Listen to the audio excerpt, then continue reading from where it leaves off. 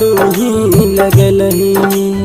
इश्क मोहब्बत की होय छै हमरा तू ही सिखलही। प्रेम के प्रेम दिलवा में हमरा तू ही लगलही। इश्क मोहब्बत की होय छै हमरा तू ही सिखलही। जिंदगी अपन तोहरा नाम के लियो जो जोग जान अब जान गेलियो। कैसन छही तोरा पहचान गेलियो। जो जोग जान अब जान गेलियो। कैसन छही तोरा पहचान गेलियो।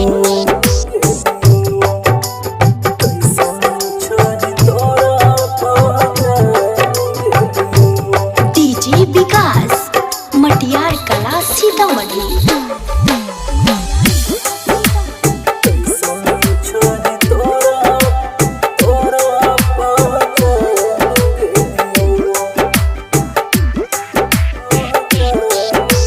कहियो तोहरा बिन के न जियै छियौ गे। गम के आंसू गे जान रोज पियै छियौ गे।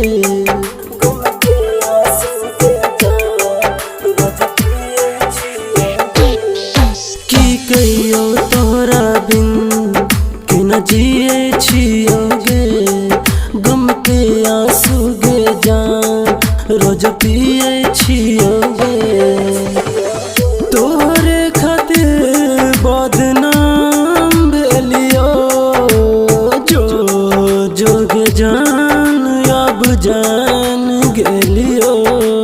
कैसन छही तोरा पहचान गेलियो।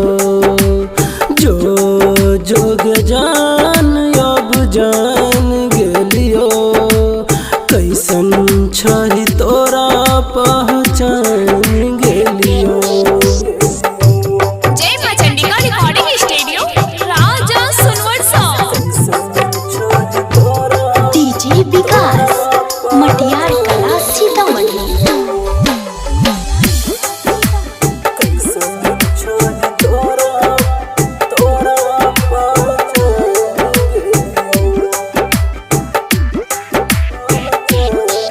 जो खुश रहिया गे जान केहू और के बहिया में। हम लौट के अइबो नै अब प्यार के रोहिया में।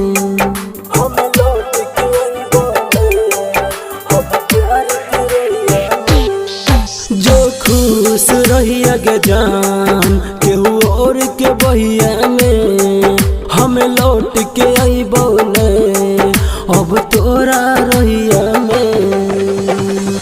साहिल दीवाना के परान भेलहि गे। जो जोग जान अब जान गेलियो। कैसन छही तोरा पहचान गेलियो। जो जोग जान अब जान गेलियो। कैसन छही तोरा पह